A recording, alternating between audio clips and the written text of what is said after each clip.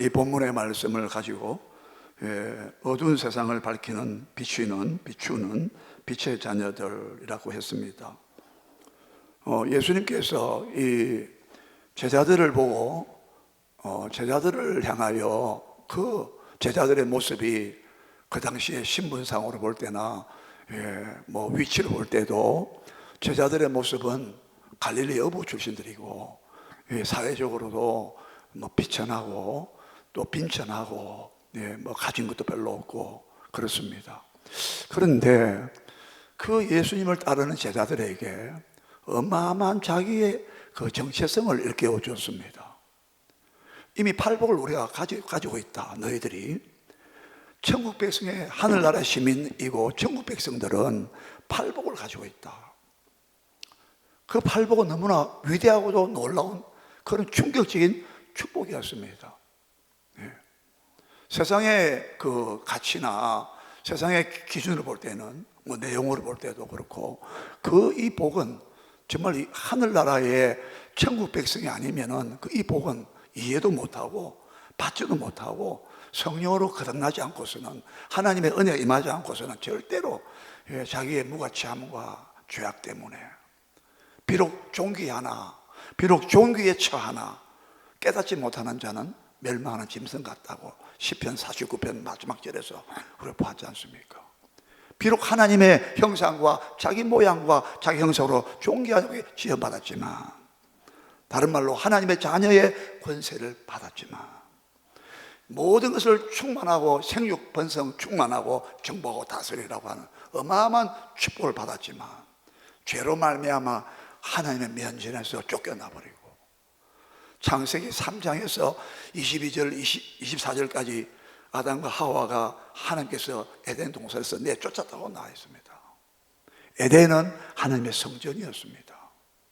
나중에 출애굽기 보면 그 성소가 성막이 나오잖아요. 그 성막에 나오는 이 단어들과 용어와 창세기에 나오는 그 에덴 동산에서 나오는 이 용어가 거의 비슷합니다. 그러니까 에덴 동산은 하나님을 섬기는 성전이었어요. 하나님이 임하셨어요. 그 하나님을 만났기 때문에 그가 에덴이 된 거예요. 기쁨의 동산이 된 거예요. 즐거움의 동산이 된 거예요. 여호와를 경외함으로 즐거움을 삼았다. 자문에도 나오고 이사야에도 나오고, 하나님을 경외하는, 하나님을 두려워하는데 어떻게 즐거움이 됩니까? 모순처럼 들리죠? 안 그렇습니다. 하나님을 진짜 두려워하면요, 진짜 하나님의 인자와 경외는 같이 한다 그랬잖아요. 하나님 여호와를 경외하는 자, 곧 그 인자를 바라는 자들에게거든요. 이 사랑과 이 두려움은 같이 가는 거예요. 마치 우리가 부모님을 존경하고 두려워하듯이 또 부모님 사랑하고 부모 또 사랑도 받고 똑같은 원리입니다. 그래서 이 제자들에게, 그 팔복을 받은 제자들에게 너희들은 어떠한 존재냐, 이런 복을 받은 존재인데 그러면 어떻게 살아야 될 거냐 했을 때에 바로 13절에서 우리가 보았습니다. 너희는 세상의 소금이다. 소금이 마철 일에 무슨 소용이, 의미가 있고 소용이 있겠느냐, 아무 가치가 없다. 밖에 버리워서 사람들의 발에 발 피울 뿐이다. 너는 소금이야. 부패한 세상에서, 오염된 세상에서 죄로 말미암아 타락되고 오염되고, 이 사람의 특히 본성이 사람보다 부패한 게 없다 그랬잖아요. 예레미야 17장 9절에 뭐라 그랬습니까? 만물보다 거짓되고 심히 부패하더라고요. 마음이라 그래요. 누가 이것을 능히 알리오마는, 나 여호와는 사람들의 심장을 테스트하고 폐부를 시험하고 그 심장을 안다 그랬지 않습니까? 하나님은 우리 이 본성이, 우리 영적 마음의 상태가 그렇게 거짓되고 심히 부패했다고 말했잖아요. 창세기 6장에서요 9절, 10절, 11절 그 세 번 나와요. 그때 하나님 여호와께서 이 세상을 보신즉, 땅을 보신즉 그 땅이 부패했다. 그 땅에 사는 사람들의 행위가, 그 삶이 부패했다고 세 번이나 말했어요. 옛날 번역은요 폐괴했다. 폐괴, 붕괴, 썩어 문드러져 내려앉았다 뜻입니다. 그게 더 진한 표현이었어요. 여러분, 우리가 대단한 존재처럼 보입니까? 대단한 창조 받았습니다. 그런데 늘 말씀드리지만은 우리는 마귀의 시험으로 말미암아 하나님을 떠났기 때문에 하나님과 만나기 싫어하고, 아까 낮에 말씀드렸잖아요. 나 여호와를 알기를 싫어한다고. 에레미야 9장 6절에서 말했단 말이에요. 진짜 하나님 알기를 원합니까? 진짜 하나님을 알고 싶어서 막 기도하고 하나님 말씀, 이 말씀이 뭔가 막 이런 막 탐구합니까? 안 하잖아요. 예? 뭐 조금 우리 예배 시간이나 기도 시간에 하나님 찾고 나머지는 뭐 하나님도 있는 데부터 살잖아요. 원래는 안 그랬다 이 말이에요. 아담과 하와가요, 죄가 없는 상태 에덴 살 때 늘 하나님으로 충만했다 이 말입니다. 한순간도 하나님을 생각하지 못한 적이 없다 이 말입니다. 그럼 지금 우리는 얼마나 타락의 깊이가 넓이를 한번 생각해 보세요. 이해가 됩니까? 네? 네. 로마서 1장 28절에 유명한 말씀이 있잖아요. 하나님께서 왜 저들의 상실한 마음대로 내버려 뒀다 했습니까? 상실한 마음, 즉 부적격한 마음이에요. 원뜻이 합당하지 못한 마음이라고요. 하나님께서 원래 디자인하시고 하나님께서 원래 요구하시고 하나님이 계획하시고 인간의 마음을 지을 때에 하나님을 모시도록 지어놨는데, 그 상실한 마음은 적합하지 않는 마음이란 말입니다. 무엇 때문에? 사람들이 자기 마음에 하나님을 두기를 싫어했다고 했어요. 여러분과 저 마음속에 늘 하나님을 모시기 바랍니다. 다윗은 구약 사람입니다. 구약 시대 사람입니다. 다윗은. 그런데 시편 16편에서 뭐랬습니까? 항상 주님을, 여호와 하나님을 내 앞에 모심이요, 항상 자기 앞에 모셨다고 했어요. 그리고 주밖에는 나의 복이 없다라고 했어요. 하나님밖에 나는 복이 없다라고 했어요. 여러분, 하나님만으로, 예수님만으로, 성령님만으로 내가 만족해야 됐다고 하는 그분의 크기와 영광으로 내가 충만해지고 만족해진다 하면요, 다른 것은 아무것도 배설물처럼 여길 수 있다 이 말이에요. 그게 거듭난 성도, 하나님 자녀 하는 나라 백성이라는 말입니다. 여러분, 나중에 천국 가서, 하나님 나라에 가서 하나님 보고 살아야 되는데 지루해서 어떻게 살랍니까? 하나님은 우리를 죄를 용서하시고 자기 아들을 죽여가지고 죄에서 멸망해서 지옥에서 우리를 건져주신 하나님의 자비와 긍휼과 사랑을 우리가 충만하게 못 깨달으면 그 어떻게 여러분 하나님 자녀로 살겠어요? 예? 진짜 여러분, 나를 영원한 멸망과 파멸과 죽음에서 나를 건져내신 하나님의 사랑과 용서와 자비와 그 인자하심을, 그 선하심을, 하나님의 거룩하심을 우리가 모른다면 어떻게 하나님을 우리가 그분을 알고 천국가 살겠습니까? 못 삽니다. 그건 하나님 몰라서 못 살아요. 반대로 우리 진짜 하나님의 은혜와 사랑을 깨닫더라면, 이 복음을 위해서, 하나님 나라를 위해서 우리 모든 것을 다 버려도 아깝지 않다고 하는 것이, 이게 복음의 고백이었다 이 말이에요. 그런 은혜가 여러분에게, 저에게 충만하시기를 바랍니다. 네. 그래서 오늘 제자들에게 너희가 이 크고 놀라운 축복을 받았다, 천국 백성의 특징이 되고 성격이 되고 인격이 되는 이 복을 너희가 받았다. 심령이 가난한 자 보시겠어. 너를 위하여 곧 나 때문에 핍박을 받는 자, 박해받는 복이 있다. 천국이 너희 것이다. 하늘에서 상이 클 것이다. 그래서 너희는 소금이 되어야 된다. 이 오염되고 부패한 세상에서 썩지 않도록 너희는 책임을 감당해라. 그리고 오늘 두 번째 하신 말씀이 바로 그것입니다. 이 어두운 세상이라고, 암흑의 세상이라고, 캄캄한 세상이라고. 여러분, 세상을 볼 때에 진짜 캄캄한 세상으로 보십니까? 사람들 볼 때도 저 어둠에 캄캄한 데 있구나, 그렇게 우리가 볼 수 있습니까? 아니면 육적으로 저 사람 옷 잘 입었네, 저 사람 대단한 지위가 있네, 명예가 있네, 좋은 차 타고 다니네, 좋은 집에 사네, 이렇게 그만 보십니까? 아니면 딱 볼 때 예수 안 믿구나, 저분이 하나님의 나라를 모르구나, 천국도 모르구나, 저 사람은 캄캄한 영적인 암흑 상태에 캄캄한 어둠 가운데 거하고 있구나. 마태복음 4장 16절에서 마태는 말했잖아요. 뭐랬습니까? 뭐랬습니까? 흑암에 앉은 백성에게 흑암에 앉아있대요. 좌절한 상태란 말입니다. 낙심하고 삶의 의욕도 없고 삶의 목적도 모르고 그냥 허무한 가운데 앉아있다 이 말입니다. 흑암에 앉아있는 백성들에게 큰 빛이 비추었고, 사망의 죽음의 그늘과 땅에 앉은 자들에게 빛이 비추었도다. 그 다음 절에 뭐랬어요? 예수님께서 갈릴리에 오셔가지고 회개하라, 천국이 가까웠느니라. 마태복음 4장 16절과 17절에서 말씀했잖아요. 저와 여러분의 마음속에, 영혼 속에 이 빛이 비춰왔습니까? 이 구원의 빛과 예수님의 빛 대신 예수님을 여러분 보았습니까? 오늘 예수님께서 제자들을 향하여 너희는 세상의 빛이라고 했어요. 산 위에 있는 동네가 숨기지 못한다고 했죠. 사람이 등불을 켜서 말 아래 한 대, 두 대, 한 말, 두 말 할 때 말했잖아요. 말 타고 다니는 말 말고, 말 아래 두면은 불이 꺼져버리잖아요. 등불이. 말 아래 두지 아니하고 등경 위에 두나니. 그렇죠? 다 등경 위에 두니까 온 사람들이 다 본단 말이에요. 너희 빛을 비추게 하여 하나님께 영광을 돌리라. 우리에게 어마어마한 중차대한 우리의 신분과 사명과 책임과 어떻게 살아야 될 건가. 이제는 빛이라고 말해요. 우리 빛이라고. 아까 말씀드린 대로 아무것도 배운 것도 없고 가난한 사람들인데 예수님 제자들 보고 너네 세상의 빛이라고 하니까 이게 여러분 이해가 됩니까? 우리는 그만큼 존귀한 자란 말입니다. 할렐루야. 우리는 굉장히 높고 귀한 자란 말입니다. 아무것도 안 가지고 있어도 예수님께서 우리를 보고 너는 세상의 빛이 되어라. 이는 어마어마한 말씀이란 말이에요. 자, 그럼 첫째 뭘 생각합니까? 뭘 생각합니까? 예수님께서 제자들을 향하여 너희가 세상의 빛이다. 이 말씀은 무슨 말씀이겠어요? 이 세상은 어둠에 꽉 차 있다 이 말입니다. 아까 말씀드렸잖아요.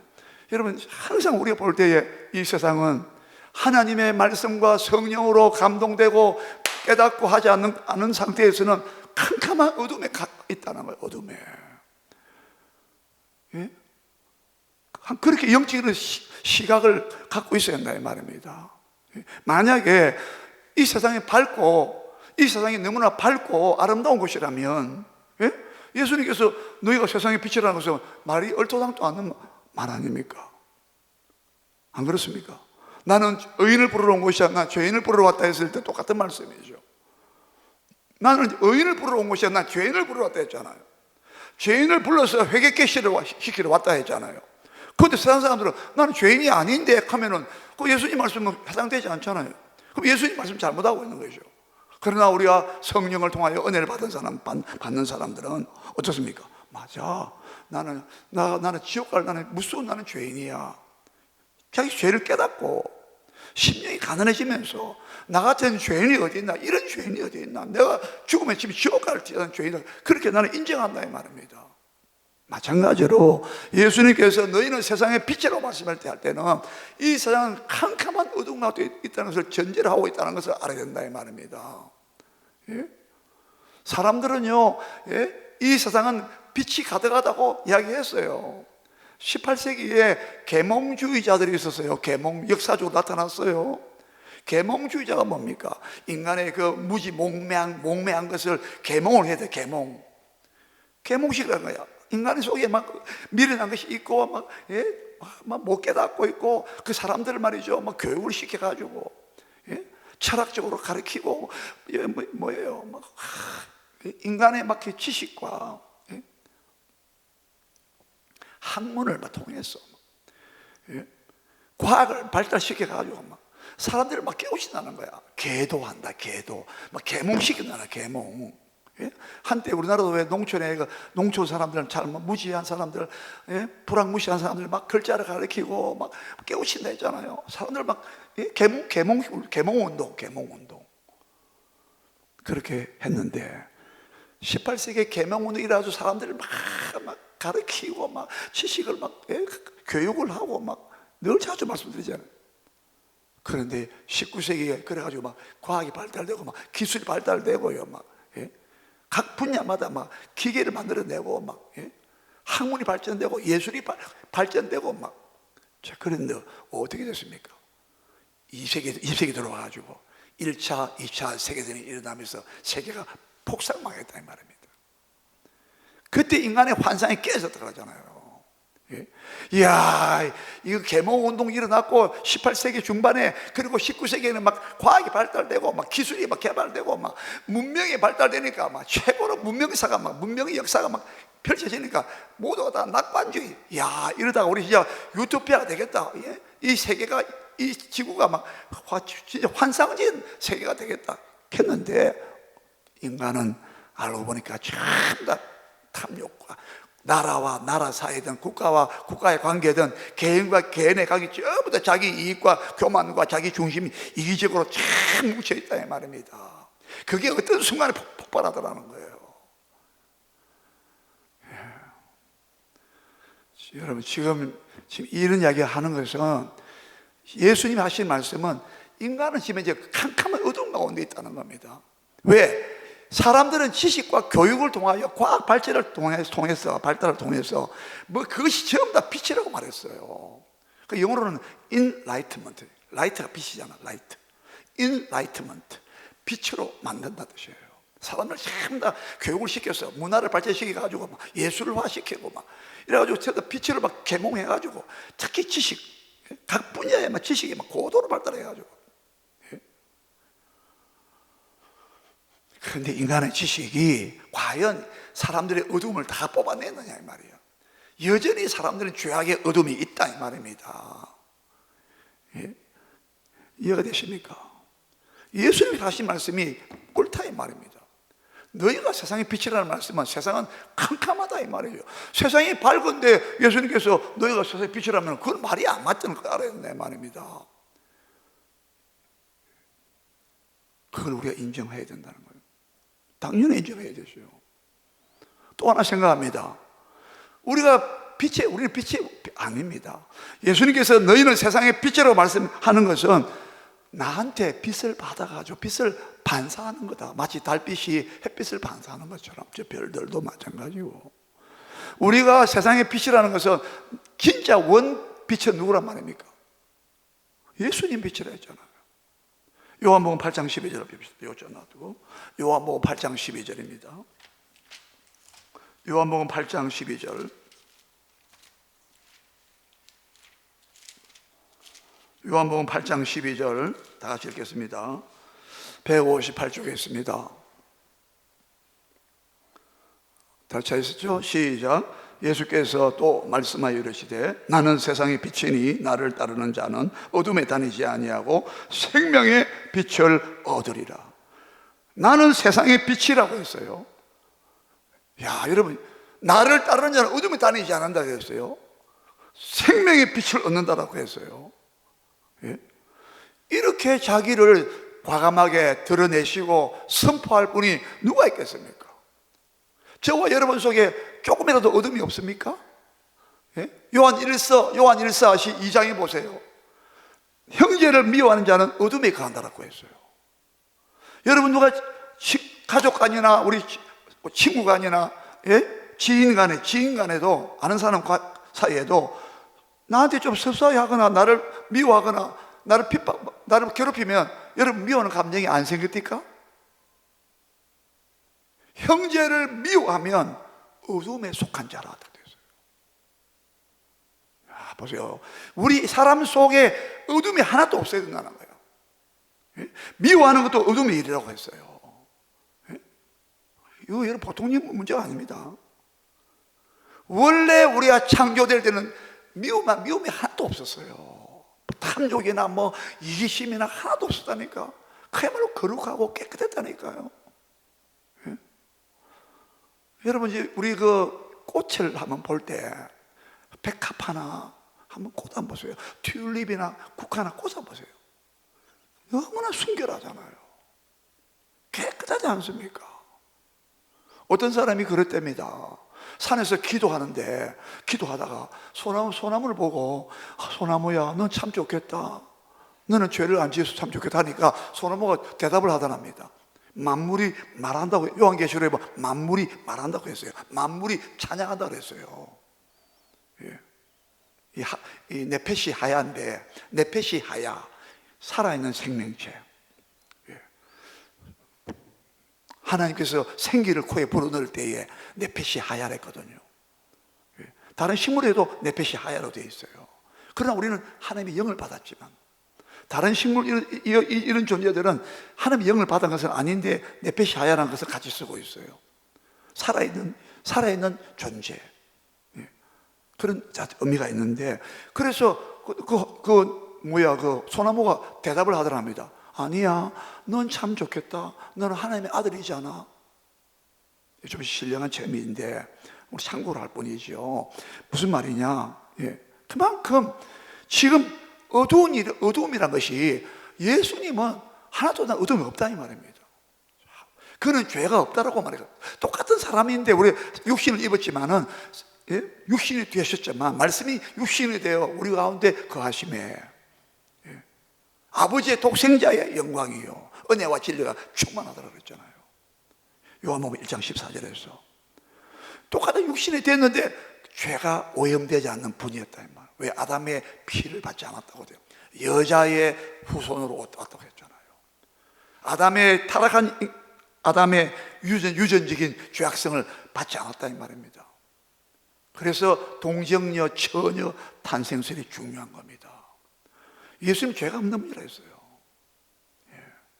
그래서요. 그러니까 예수님은요, 나는 세상의 빛이라고 딱 말씀하셔요. 조금도 예수님은 어둠이 없어요. 완벽한 사람이란 말입니다. 죄가 없는 하나님을 상대할 수 있는 완벽한 모델이었다 이 말입니다. 우리는 하나님을 사모해야 되는 이유가 거기 있다 이 말이에요. 하나님께 완벽한 순종을 보여줬다 이 말입니다. 예수님이. 그래서 둘째 아담이 되셨다는 거예요. 첫째 아담이 실패했다는 거. 아담이 마지막 아담이라고 말씀했단 말입니다. 더 이상 아담이 없단 말입니다. 여러분, 우리가 예수님처럼 우리가 하나님께 순종해야 되고, 예수님처럼 나는 내 뜻을 향하러 온 것이 아니다. 나는 하늘에서 나는 내 아버지의 뜻을 향하러 왔다. 이게 우리에게 주신 말씀이에요. 뜻이 같지 않고서야 어떻게 함께 동행할 수 있겠냐 했잖아요. 오늘 내 뜻을 버리고 아버지 뜻을, 예수님이 그렇게 살았잖아요. 십자가의 길을 갔단 말입니다. 이 세상이 너무 하나님을 대적하니까, 이 세상을 구원하기 위해서는 그 세상이 하나님을 반역하고 죄짓고 있는 그 마귀의 사탄의 부하가 되어가지고, 족속이 되어가지고, 그러니까 십자가 사건이 벌어진 거예요. 저는 때로는 하나님의 십자가 사건 없이 그냥 구원하면 안 되냐? 안 되게 되어 있어요. 이 세상이 악하단 말입니다. 세상이 어둡단 말입니다. 얼마나 악하고 어두우면 빛 대신 예수님이 안 오면 안 되게 되겠습니까? 한번 생각해 보세요. 이게 기독교의 구원론이라는 말입니다. 그래서 예수님께서 오늘 우리가 생각할 것은, 나는 세상의 빛이라고 하는 이 예수님을 우리가 한번 생각을 깊이 해야 된다 이 말이에요. 그 예수님 자신이 빛이기 때문에 어둠이 하나도 없다 이 말입니다. 하나님께 대한 반역이나 불순종이나 시기나 음란이나 그게 하나도 없다 이 말이에요. 그게 다 어둠의 일이거든요. 이해가 됩니까? 예수님은 그게 하나도 없다 이 말이야. 그러니까 자신만만하게 나는 세상의 빛이라고 말씀했다 이 말입니다.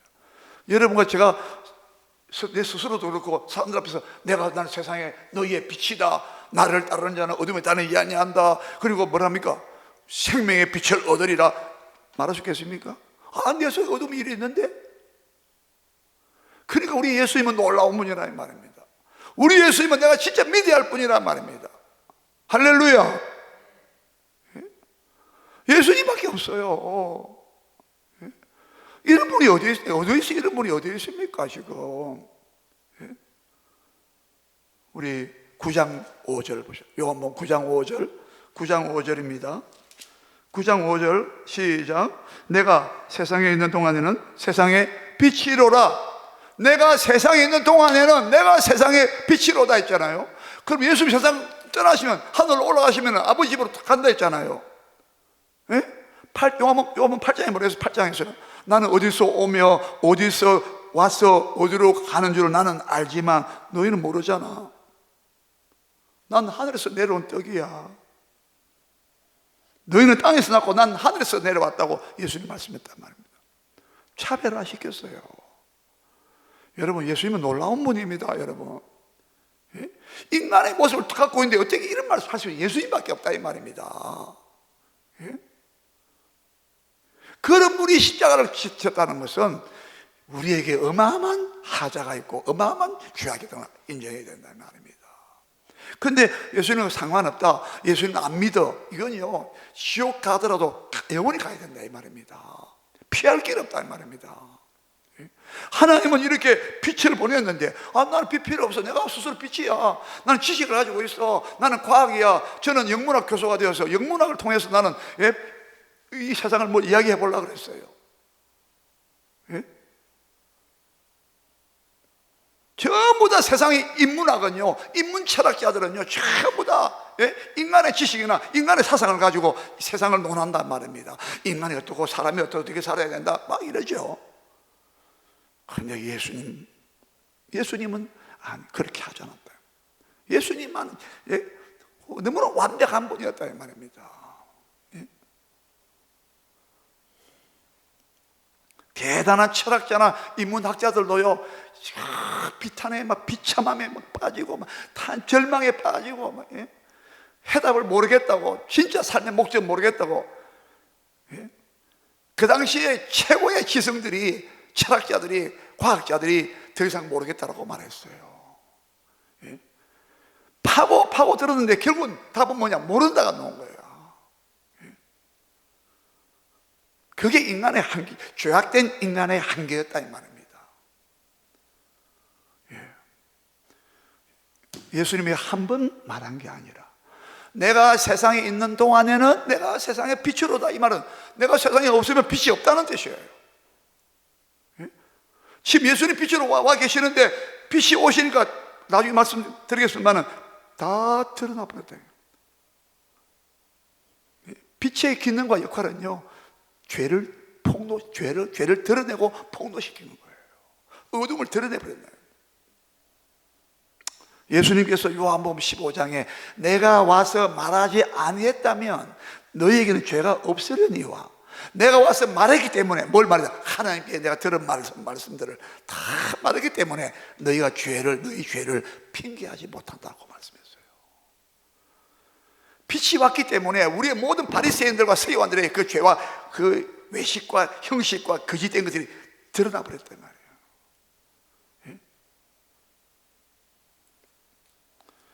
참, 우리 예수님이 너무 귀한 분이에요. 우리 주님이 귀하신 분이란 말입니다. 12장으로 갑니다. 12장 46절. 12장 46절. 우리 44절부터 보겠습니다. 시작. 예수께서 외쳐 이르시되 나를 믿는 자는 나를 믿는 것이 아니요 나를 보내신 이를 믿는 것이며 나를 보는 자는 나를 보내신 이를 보는 것이니라. 나는 빛으로 세상에 왔나니 무릇 나를 믿는 자로 어둠에 거하지 않게 하려 함이로라. 나는 빛으로 세상에 왔나니 무릇 나를 믿는 자로 어둠에 거하지 않게 하려 함이로다. 또 말씀해요. 예수님께서 공공연하게 3번이나, 특히 여러분이 3이라는 숫자는 꼭 기억하세요. 성경의 3이라는 숫자는 대단히 중요합니다. 아버지와 아들과 성령이시, 구약의 성막도, 성소도 지성소, 첫째 성소, 둘째 성소, 지성소라고 그러죠. 지성소, 성소, 그다음 바깥들 3중구조로 되어 있습니다. 여러분 놀라지 마십시오. 나도 오래되지 않았습니다. 안지는 우리 세포이죠. 세포, 인간의 세포가요 3구조로 되어 있습니다. 바깥에 외배엽, 가운데 중배엽, 안에 내배엽이라 딱 3중구조로 되어 있어요. 이 생명체 기본 단위가 세포가 3구조로 되어 있습니다. 굉장히 많습니다. 뭘 말하느냐? 우리 하나님의 존재가, 하나님이 성부와 성자와 성령으로 삼위 하나님으로 활동하고 있다 이 말이에요. 존재하신다, 역사하신다 이 말이에요. 하나님께서 모든 이 창조 세계를 전부 다 이 삼의 구조로 만들고 역사하시더라 이 말이에요. 그런 예가 굉장히 많이 나옵니다. 참 놀랄 수밖에 없어요. 예수님께서 오늘 3번이나 나는 세상의 빛이다. 여러분, 주님을 모시기 바랍니다. 그래서 제자들 보고 너희가 세상의 빛이라고 말씀할 때는 내가 원빛이니까 나한테 빛을 받아가지고 내 빛을 공급받아가지고 나를 믿고 나를 따르면 어둠에 다니지 아니하고 너희가 빛이 돼가지고 빛을 나눠주고 빛을 소개해주고 빛을 보여주라는 거예요. 이해되시죠? 우리가 빛을 만드는 게 아니에요. 우리가 빛으로 예수님의 그 빛을 우리가 입는단 말이에요. 로마서 13장 12절에 뭐랬습니까? 어둠의 일을 벗고 어둠의 일을 벗어버리고 빛의 갑옷을 입어라 그러죠. 로마 교회를 향하여 어둠의 일을 벗어버리고 빛의 갑옷을 입어라 그랬어요. 우리 에베소서 5장으로 갑시다. 오늘 저녁에 시간 좀 많지 않는데 에베소서 5장 8절 9절 2절 보겠습니다. 에베소서 5장 에베소 교회 성도들에게 말씀했습니다. 에베소서 5장입니다. 8절 9절 같이 읽겠습니다. 11절까지 봐야 되겠네요. 예. 자, 8절 9절 자, 같이 시작. 너희가 전에는 어둠이더니 이제는 주 안에서 빛이라. 빛의 자녀들처럼 행하라. 빛의 열매는 모든 착함과 의로움과 진실함에 있느니라. 주를 기쁘시게 할 것이 무엇인가 시험하여 보라. 너희는 열매 없는 어둠의 일에 참여하지 말고 도리어 책망하라. 그들이 은밀히 행하는 것들은 12절 말하기도 부끄러운 것들이라. 그러나 책망을 받는 모든 것은 빛으로 말미암아 드러나나니 드러나는 것마다 무엇이랬어요? 빛이니라. 14절 다시 그러므로 이르시기를 잠자는 자에 깨어서 죽은 자들 가운데서 일어나라. 그리스도께서 너에게 비추시리라 하셨느니라. 자, 우리가 이게 이제 결론입니다. 주님께서 제자들을 보고 너희는 세상에 빛이라 하시는 것은 빛의 사명을 감당하라는 거예요. 내가 예수님 자신이 내가 빛으로 왔다. 빛으로 와가지고 바리새인의 죄를 드러내니까 빛의 가장 기본적인 임무는요, 역할은 사명이 뭐냐? 죄를 드러내는 거예요. 어둠을 폭로하는 거라니까. 예. 그러니까 바리새인들이 자기 죄가 드러나니까 예수님을 잡아 죽이는 거예요. 우리가 빛된 사명을 감당할 때 우리가 여러분 성도들이요 거룩하게 살아보세요. 하나님 말씀 순종하며 뜻대로 살아보세요. 사람들이 핍박합니다. 믿지 않는 가족들이 막 핍박합니다. 우리 빛이니까. 자기들은 순종 안 하죠. 자기 정욕대로 살죠. 욕심대로 살죠. 세상적으로 살죠. 탐욕적으로 살고 있는데 자기 모습이 부끄러우니까 오히려 핍박한다 이 말이에요. 여러분, 예수님께서 너희가 세상의 빛으로 말씀할 때는 세상 사람들의 그 허물과 죄악을 드러내라. 너희를 보면서 야, 저 사람들 빛이네. 뭔가 우리하고 다르네. 우리는 말이야 숨어서 아주 나쁜 일도 하고 못된 일도 하는데 저 사람들은 참 깨끗하네. 정말 빛처럼 보인다. 우리가 그 빛을 비춰야 된다는 거예요. 그래서 뭐라 했습니까? 너희가 전에는 어둠이더니 이제는 주 안에서 빛이라. 빛의 자녀들처럼 살아라. 행동해라. 빛의 열매는 모든 너희 삶을 그런 빛의 삶을 살아라. 빛의 열매, 빛의 삶은 뭡니까? 삶의 열매는 모든 착함과 의로움과 진실함에 있다. 3가지. 모든 착함과 의로움과 진실함. 모든 착함과 의로움과 진실함. 여러분 기도할 때마다 하나님 우리 자녀들에게 하나님 착함과 모든 착함과, 착하다는 말은 하나님의 뜻대로 사는 착한 거예요. 뭐 윤리 도덕이 착한 그런 게 아니고 모든 선함과 의로움과 진실하게 하나님 거짓된 것 다 회개하고 빛의 자녀로 살게 해주세요. 빛의 열매가 있는 삶을 살게 해주세요 하나님. 이게 여러분 이게 우리 예수님 제자들이 살아야 될 사명이에요. 책임이라니까요. 하나님 우리 요구하시는 이거예요. 우리가 여러분 만약에 타락하고 우리가 어둠이 가운데 그게 보세요. 뭐가 빛이 되겠어요? 예? 세상은 가면 갈수록 어두워집니다. 집에 돌아가셔서 예레미야 4장을 한번 보세요. 예레미야 4장. 예레미야 시대 때에 얼마나 땅이 혼돈하고 어둡다고 탄식하고 있어요. 예레미야 선지자가 이스라엘 백성이 말이야 가장 빛 빛으로 살아야 될 이스라엘 백성이 우상 숭배하고 오히려 저기 이방 민족보다 더 못하면 그 못하게 살아가니 에레미야를 통해서 하나님께 하신 말씀이 어두움밖에 없다. 이스라엘 백성이 어둡다는 거예요. 빛이 없다는 거예요. 혼돈하다고 막. 이제 바벨론에서 쳐들어 나라가 망한다 이 말이죠. 얼마나 미래가 어둡습니까? 네?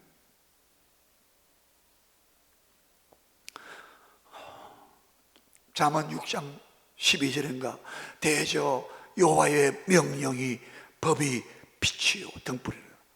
주의 말씀이 내 발의 등이요 내 길의 빛이니이다. 예? 여러분 우리가 말씀의 빛과 하나님의 명령이 법이 등불이라고요. 예. 그렇게 살아야 된다 말이죠. 예? 또 한 가지 마지막 하나 중요한 것은 따라합시다. 빛은 생명의 빛이다. 빛의 역할은요, 빛이 있어야 다 삽니다. 여러분 햇빛이 안 비치 보세요. 다 만물 다 죽어요. 햇빛이 안 때문에 탄소 동화 작용하는데 열매를 못 맺어, 곡식도 안 되고 아무것도 빛이 없으면 안 돼요. 빛은 생명이라고 그러잖아요. 예? 이 생명은 사람들의 빛이라고 요한복음 1장 4절에 그 말씀 속에 생명이 있었나니 그 생명은 사람들의 빛이라고 했어요. 빛은 곧 생명이고 생명은 곧 빛이라고요. 여러분 빛은 너희가 세상의 빛이라 이 말은 예수님께서 죽은 자를 살리시면서 받아 먹어라. 내 살과 내 피를 받아 먹어라. 내 살과 피를 먹고 마시지 않는 자는 너희 속에 생명이 없다. 참된 음료의 참된 양식이다. 예? 나는 곧 생명의 떡이 되잖아. 예수님은 자기가 빛이라는 말씀은 죽은 이 사람들을 다 살려내야 돼요. 빛은 생명의 역할을 하는 거예요. 여러분 우리가 살아났으면 우리도 빛으로 살아야 된다 이 말은 빛을 비추어서 죽은 어두운 가운데 이걸 살려내라 이 말입니다. 빛은 생명이라고요.